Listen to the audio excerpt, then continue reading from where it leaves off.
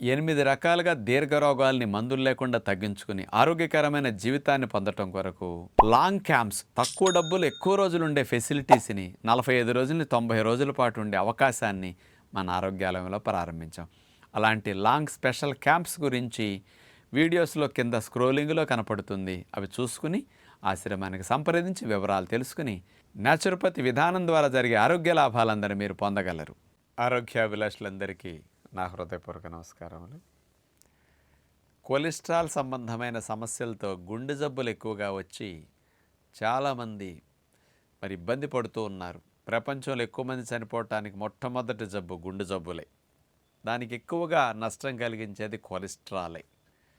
Triglycerides అంటే బ్లడ్లో కొవ్వు, లో డెన్సిటీ లిపోప్రోటీన్స్ అంటే ఎల్డిఎల్ కొలెస్ట్రాల్, ఇట్లాంటివి ఎక్కువ హాని కలిగిస్తూ ఉన్నాయి. అలాంటి కొలెస్ట్రాల్ మనలో పెరగటానికి కొలెస్ట్రాల్ లేని ఆహారాలు కూడా అందరికి అనుమానం లేనివి కొలెస్ట్రాల్ని కలిగించడానికి ఎక్కువ కారణమవుతున్నాయి.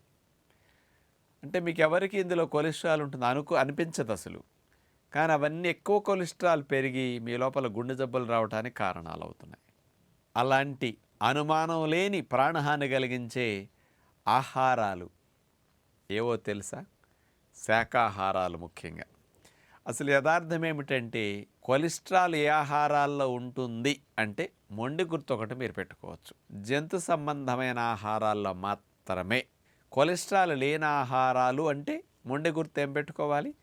వృక్ష సంబంధమైన ఆహారాలన్నీ. అంటే వృక్షం నుంచి ఏదైనా వచ్చింది అంటే కొలెస్ట్రాల్ 0 ఉంటుంది. జంతువు నుంచి ఏదొచ్చినా కొలెస్ట్రాల్ తక్కువ ఎక్కువ ఉంటుంది. ఇది మొండి గుర్తు. కానీ ఇప్పుడు నేను చెప్పబోయేవి మీరందరూ కొలెస్ట్రాల్ లేదనుకునే వృక్ష సంబంధమైన ఆహారాల్లో కూడా మీకు కొలెస్ట్రాల్ పెరిగి ట్రైగ్లిజరైడ్స్ పెరిగి గుండె జబ్బులు రావడానికి కారణమయ్యే వృక్ష సంబంధమైన ఆహారాలు, అనుమానం లేకుండా హాని కలిగించే ఆహారాలు లిస్ట్ ఒక్కసారి చెప్తాను. తెల్లటి బియ్యము 0 కొలెస్ట్రాల్, తెల్లటి ఉప్పుడు రవ్వ 0 కొలెస్ట్రాల్, మైదా పిండి 0 cholesterol, corn flour 0 cholesterol, Bombay రవ్వ 0 కొలెస్ట్రాల్, తెల్లటి బియ్యం పిండి 0 కొలెస్ట్రాల్, వైట్ షుగర్ 0 కొలెస్ట్రాల్. వీటిలో 1 మిల్లీగ్రామ్ కూడా కొలెస్ట్రాల్ ఉండదు. ఈ వైట్ ప్రోడక్ట్స్ మీద మీకు అనుమానం ఉండట్లా. ఈ వైట్ ప్రోడక్ట్స్ అన్నీ మనిషి జీవితాన్ని నిలువునా నాశనం చేయటానికి ప్రధాన కారణాలు. అందుకని వైట్ పాయిజన్స్ అంటారు. ఇవన్నీ యథార్థంగా 0 కొలెస్ట్రాలే, కానీ ఇవన్నీ స్పీడ్గా కొలెస్ట్రాల్ తయారయ్యేటట్టు మీకు సపోర్ట్ చేస్తాయి. అసలు ఎక్కువ మందికి గుండె జబ్బులు రావడానికి, ట్రైగ్లిజరైడ్స్ కొలెస్ట్రాల్ బాగా పెరిగిపోవటానికి, ప్రాణహాని ఏజ్ రాకుండా రావటానికి ఇదే కారణం. ఈ మధ్య ఐసీఎంఆర్ వారు, భారత పరిశోధన సంస్థ వారు ఐసీఎంఆర్ 2024లో ఒక స్టేట్మెంట్ రిలీజ్ చేశారండి. 5 నుంచి 9 సంవత్సరాల వయసులోపు పిల్లలకి 34% పిల్లలకి ట్రైగ్లిజరైడ్స్ అంటే రక్తంలో కొవ్వు ఎక్కువైపోయింది. ట్రైగ్లిజరైడ్స్ ఎక్కువ ఉంటే గుండె జబ్బులు వచ్చే రిస్క్ పెరగటం ఆ ఏజ్ పిల్లలకే పెరిగిపోతున్నది. అంటే వైట్ ప్రోడక్ట్స్ వల్ల రక్తంలో ట్రైగ్లిజరైడ్స్ స్పీడ్గా పెరిగిపోతాయి.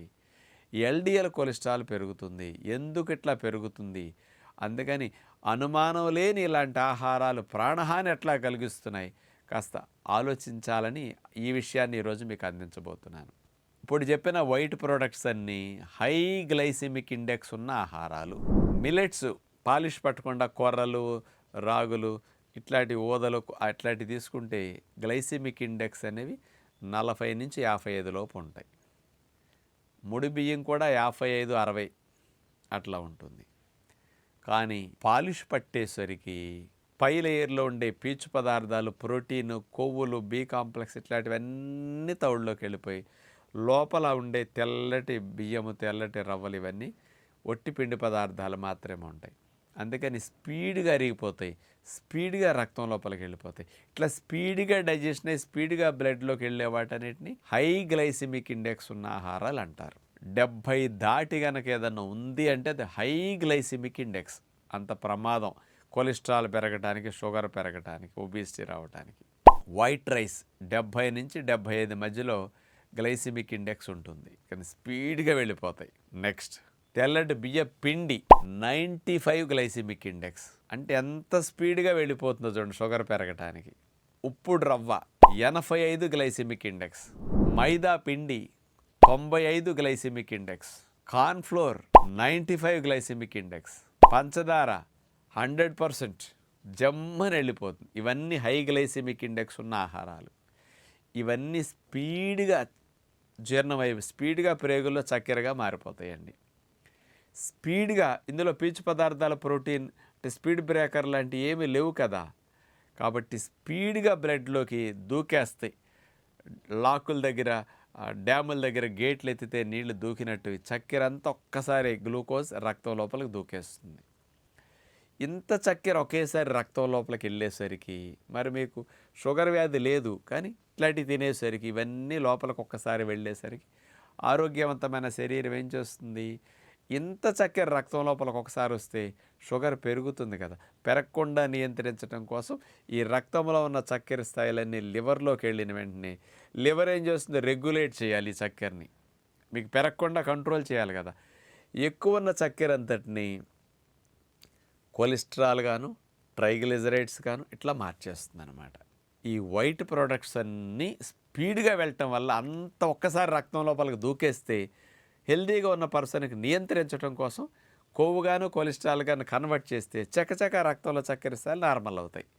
మీకు ఇక్కడ రక్తంలో చక్కెర నార్మల్గానే ఉంటుంది, కానీ ఇవన్నీ ఎటు మారాయి? ఈ పిండి పదార్థాలు ఈ చక్కెరలన్నీ అంటే వెంటనే కొలెస్ట్రాల్ గాను ట్రైగ్లిజరైడ్స్ కానీ కన్వర్ట్ అయిపోతాయి.